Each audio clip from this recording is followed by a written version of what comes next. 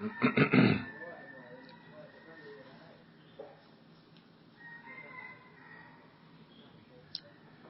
we all come here for Magga, Phala and Nibbana.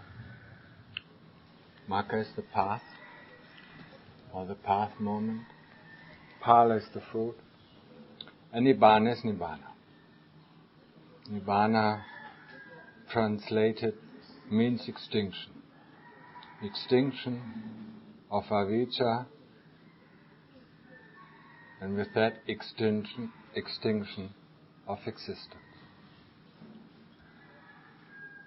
But it doesn't mean that we do not exist in Nibbana. But one cannot define it. But it does not mean that we do not exist in Nibbana. But the I does not exist there. That's what we believe to be ourself that is not existing anymore. Because whatever arises and whatever ceases, whatever is anicca, anatta, dukkha, will cease as well. Nibbana has no impermanence. Nibbana is permanent. It's our true home.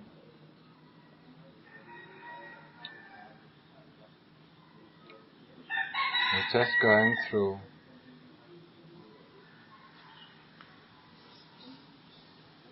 a lot of forest,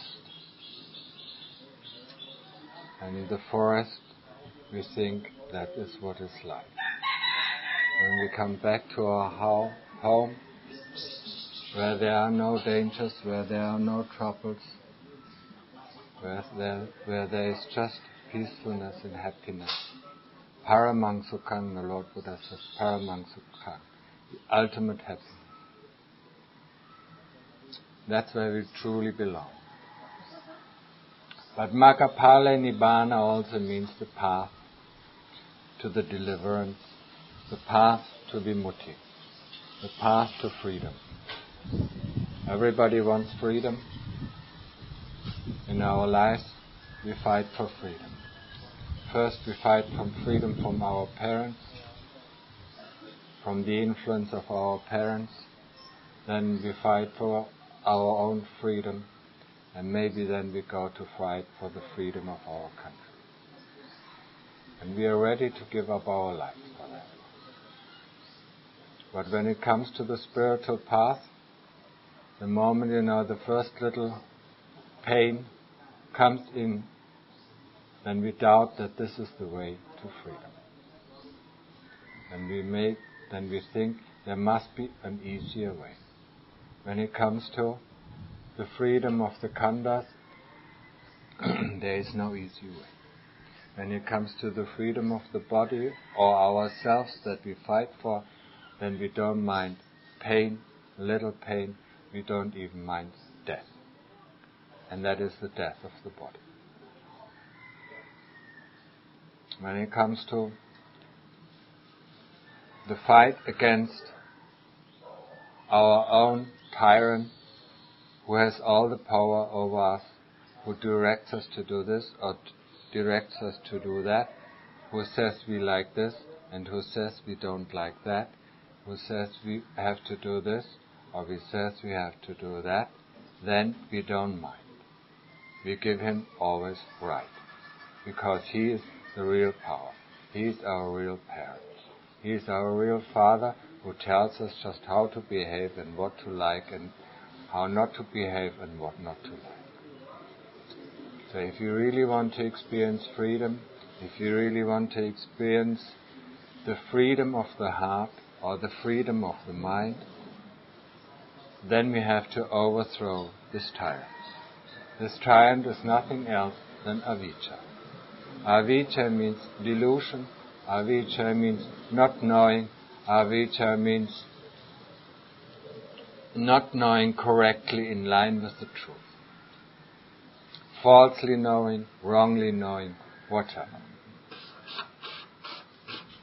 It is like if we watch a magician who pulls out all this different colored cloth, or the rabbits, or sews up a woman and then puts her back together. That's what avijja is. He fools us in believing that there is something existing out there. He fools us in believing that he just draws out all these things out of his cloth. But in effect, he doesn't do that.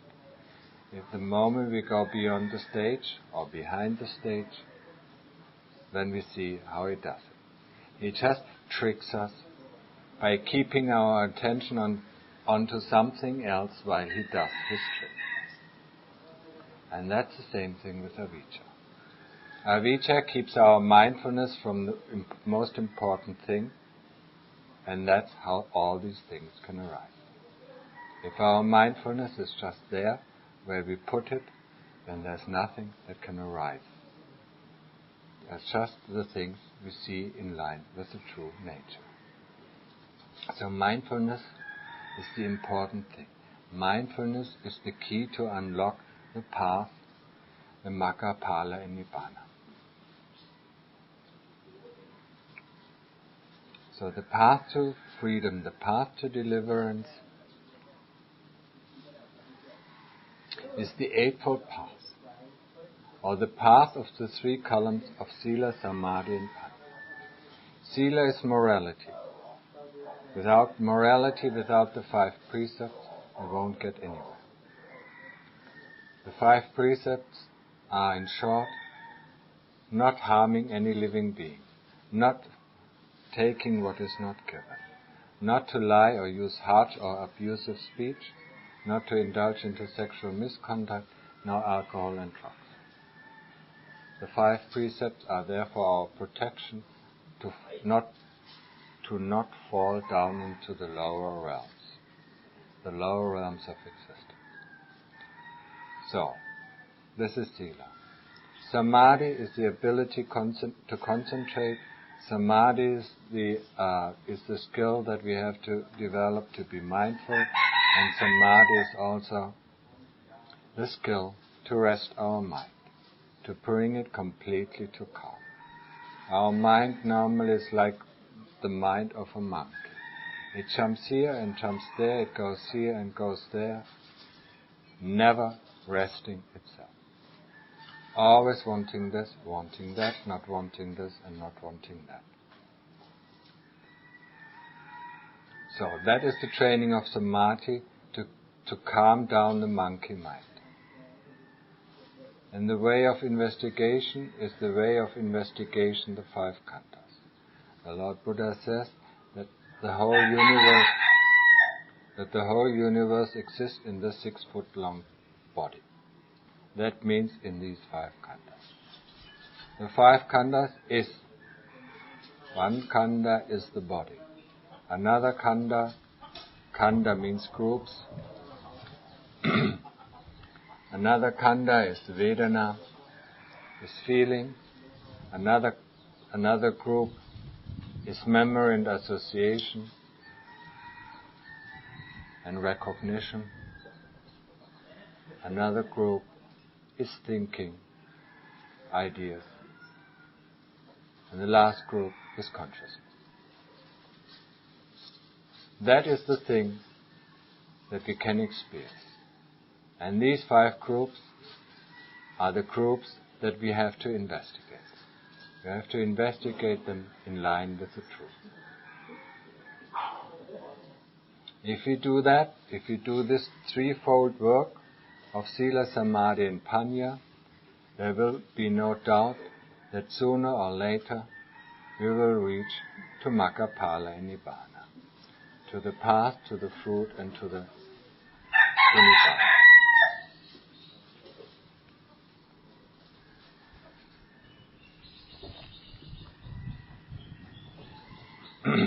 In the world, we learn a lot of skills. We learn to walk, we learn to talk, we learn to think, we learn to study, and we learn to walk. That takes all time. Some things are taking a long time.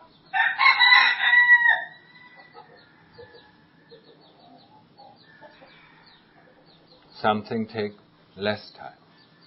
To develop the practice of meditation takes some time. So, don't expect that when you sit down, that within 5 minutes you're at the end of the path. Don't expect that even when you sit down for 5 minutes that you get your mind calm.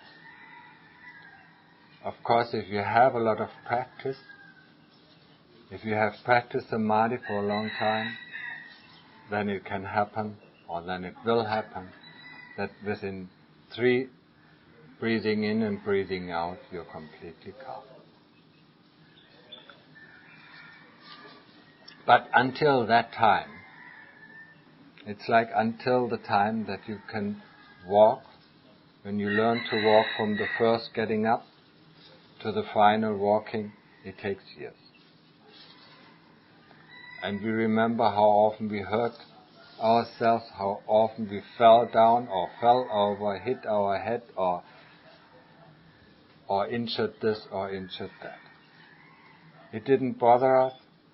Once the tears were dried up, we got up and did it again, because we wanted to walk. And the practice of meditation is also learning to walk. Learning to walk, learning to experience a new world, the world of insight. So, if you want to do that, like the little child who lays on its back and wants to see the outside world, what is outside of this room, and what is outside of that house, and what is outside there and there and there, it needs to learn to walk. And that is the same thing for us. If we want to experience a world that we don't know, we have to learn to walk. We have to learn to practice meditation, getting the mind calm, getting the mind centered, being mindful just with one object. And the key of samadhi is sticking to one object. So when we do the meditation of calm, or it's called samatha meditation, calm meditation, then we fix our attention just on one point. Is it the breath? Then we fix it at the tip of the nose.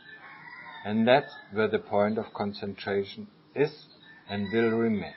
We do not follow the breath in, or we do not follow the breath out.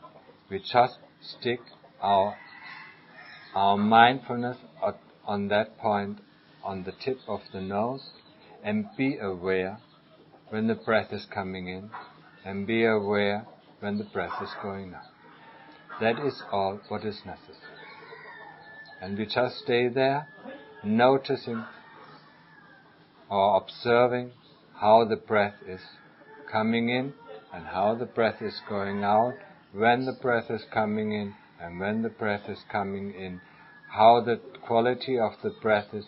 Is it shallow? Is it deep? Is it long? Is it short? That's all what we need to know. We do that until the mind gets calm. And we do that further until the breath completely disappears from our awareness. It becomes so subtle that we cannot feel it anymore. And then there is a little step, then we just put our attention on the object that knows all these things. That's called the knowing nature of the mind. So, we focus on this, and with this process we get one pointed. When we get one pointed, duality must cease to exist. The whole world, this whole universe is the world of duality. So when our mind gets one pointed, then there is just one point. It's like when a spinning wheel, when we go to the center of the spinning wheel, that point does not move anymore. So we don't make any rotations anymore. So we don't know the world anymore. One-pointed means whatever is duality has to cease to exist for that time being.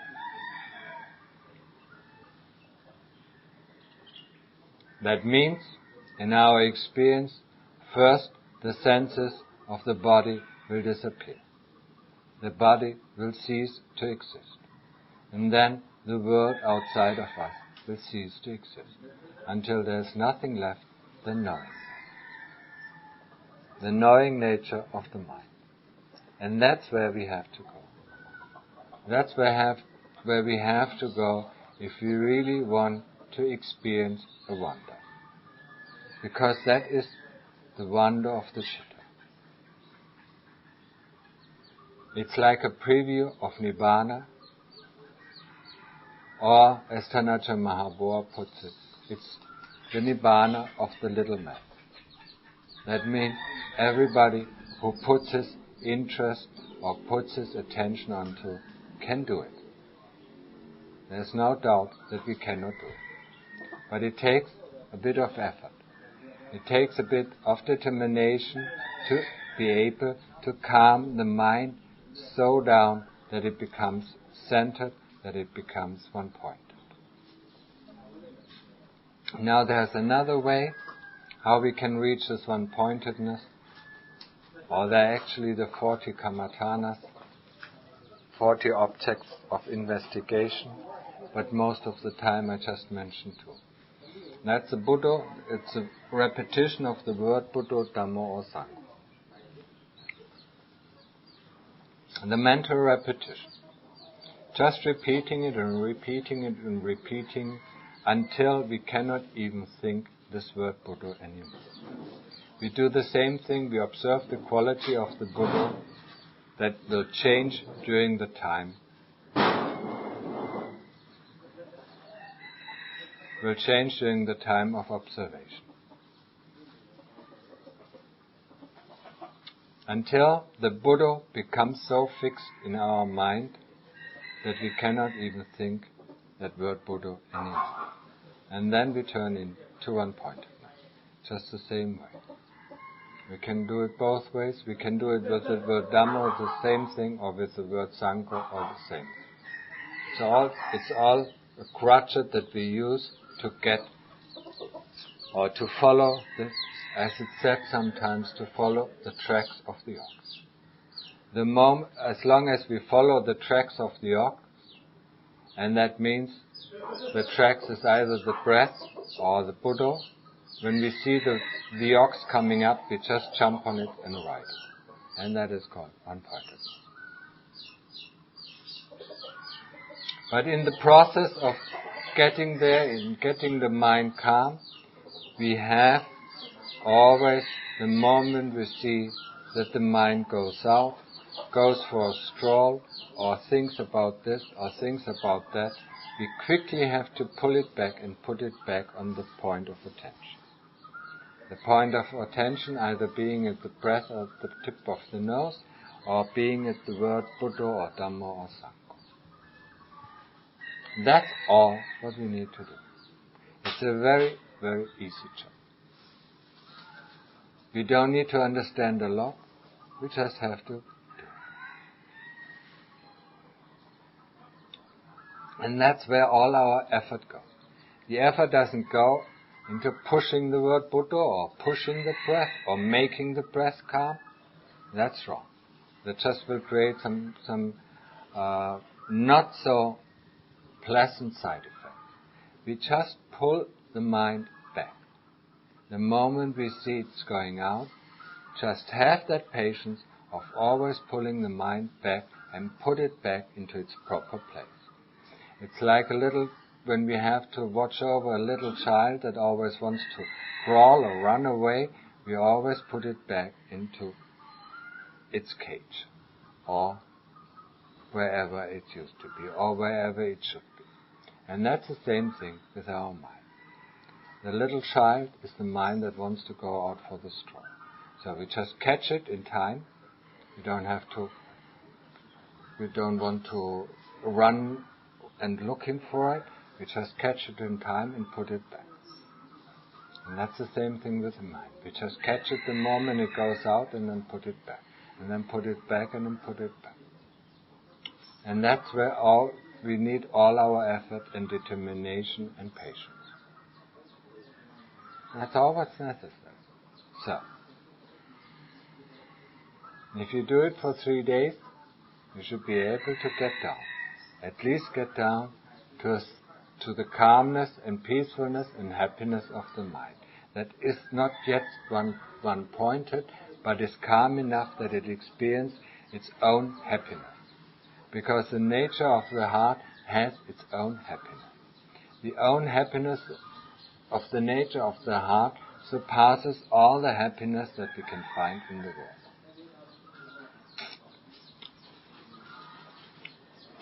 And that's why we want to look for it.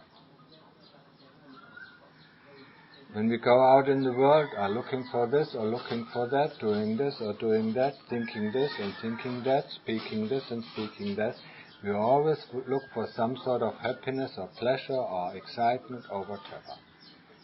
But the true nature or the true happiness of the citta is just in the citta itself. It's just in our own heart. The moment we get the way back to our own heart, we find the way back that at the moment is pretty much bad, with lots of heavy stones that we have to pull out the way. And once we get back, we will experience the true qualities of our citta. Peacefulness, happiness, no worries, no fear, nothing whatsoever that we experience from moment to moment when we live a worldly life.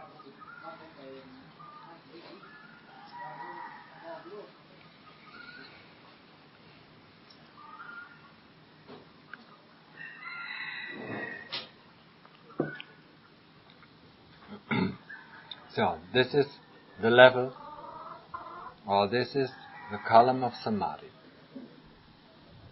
One part of the practice. Sila, I mentioned it, Panya. Panya, wisdom. Wisdom is also something that we have to develop. It's not ready to spring up. Wisdom is the way of investigation. Investigation, interrogation, dissection, whatever. We have to disassemble the things that we are so clever in assembling. That means, as the Lord Buddha said, the moment we disassemble a card into its bits and pieces, where is the card? All what remains are bits and pieces. But we live in the world of the card. We live in the world of all these assembled things. So the way of wisdom is the way of interrogating, disassembling, dissecting the things that we think have its own lives. Like the cow, like a car, like a body, like everything that we see. So we place it or we put it back into its bits and pieces and then look for where is the cow. And we don't see any. Because we have disassembled it. The same thing we can do with the 5 groups or the 5 khandhas. We disassemble the body and put it in bits and pieces, and where is the body? There's blood, there's pus, there's a stomach, there's a leg, or there's the upper leg or lower leg or whatever. How detailed you are doing. But where is this body? The body, once you get it down into its bits and pieces, where's the body? And when the body disappears, self disappears. Because the self is sitting in this body.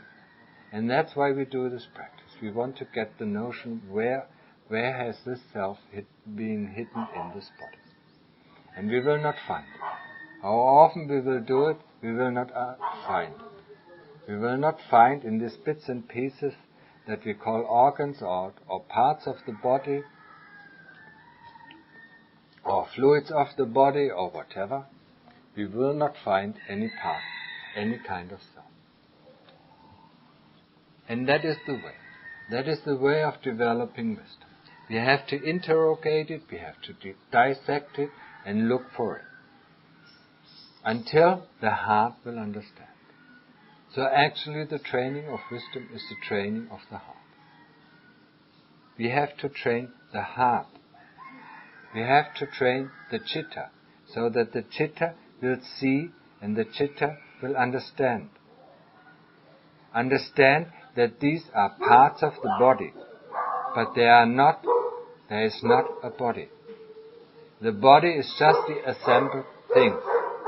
Like with the car, when you disassemble it, there is no car. When you disassemble a car, that is even more complicated. Then you have nuts and bolts and tin and plastic, but where is the car? The car has completely disappeared. You might not, if you really disassembled it into its bits and pieces, you don't even have the slightest idea where the whole car has gone. All what you see are bits and pieces. The moment we assemble it back to have the form of the car, then suddenly the form springs up and we say, oh, there the car is. And it will happen the same with the body.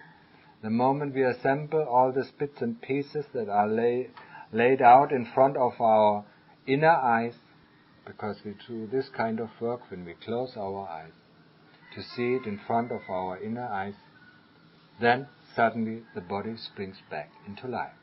And with this body springing back into the light, also the sense of self is springing back, is coming back. It just disappears for a short while. So the path of investigation, and the path of investigation with this Rupa Khandha is to understand, to make the chitta understand that these are parts, and there is no body, and there is no self. We are not the body, and we are not self. The body is not self. Now, this is one of the groups, or this is one of the khandhas, that we have to understand that this is not self. We have to understand also the other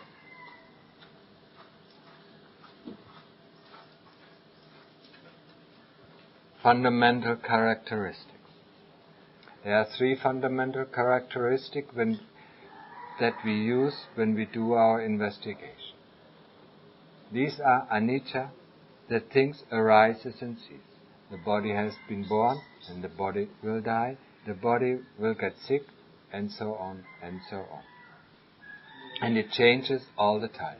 It changes from the time that we are born up till the time we are dying. It changes every day, or every month, or every year. We are less aware of it than other people are aware of our bodily changes. This is one. Anicca, impermanence. Things are constantly changing. There is nothing that stays fixed for any moment of time. The breath is changing every moment of time. The body is changing any moment of time, and everything is changing any moment of time. This is called anicca, or the law of nature. Then there is anatta. Anatta just tells us that all the phenomena that arise and cease are not self. They are just not self.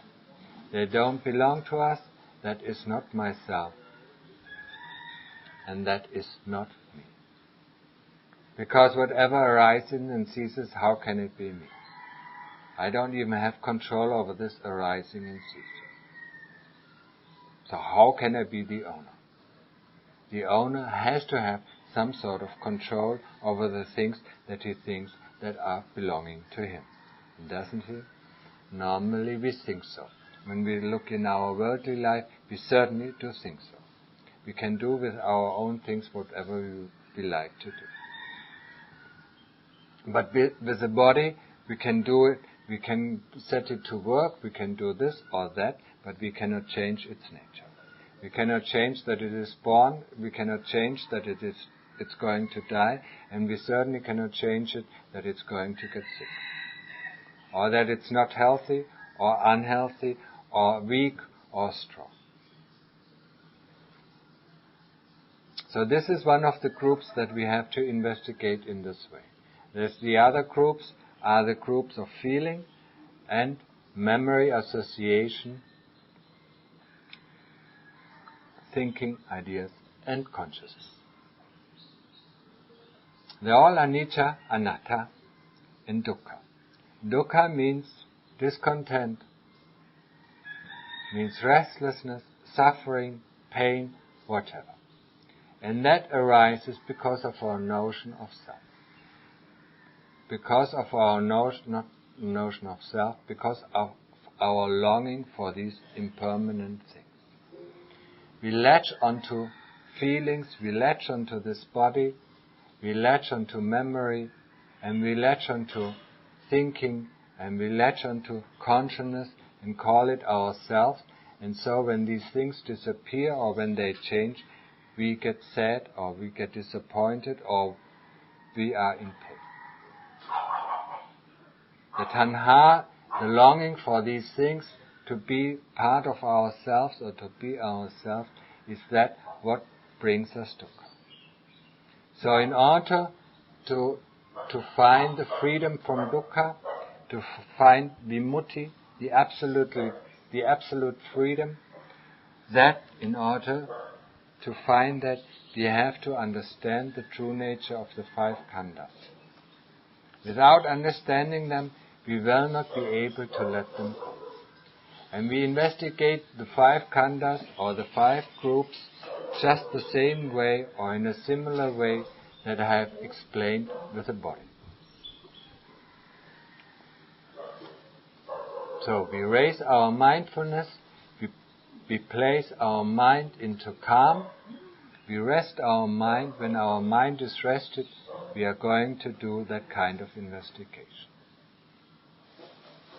When we finished with the investigation or when we are tired of the investigation, then we rest our mind again into samadhi. And then we do again the work.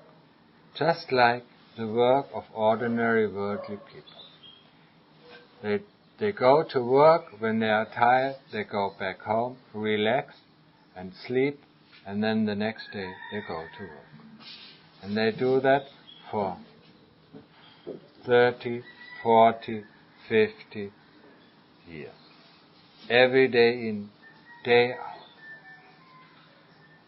And now when we go and come to meditation practice, even 10 days of this kind of work is too much for us. So we have to escape. When you really have had some hard work in some sort of factory, and I did that one. I was in a factory where you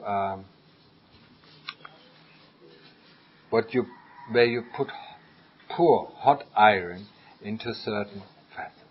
This was very tough work, and you do that 7 hours or 8 at that time. It was still 8 hours a day. You don't mind because at the end of the month you get your check. And with that you buy a little bit of happiness that is no comparison to the dukkha you suffered during the whole world. The work we are doing in the practice of meditation is much more satisfactory. With every hindrance we cross, that hindrance is gone.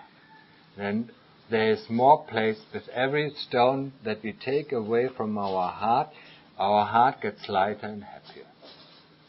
So there is no work in this whole world that is more difficult, yet more satisfactory than the work of investigation than the work of samadhi, than the work of sila, samadhi and panya. And with this short introduction, I will end my talk.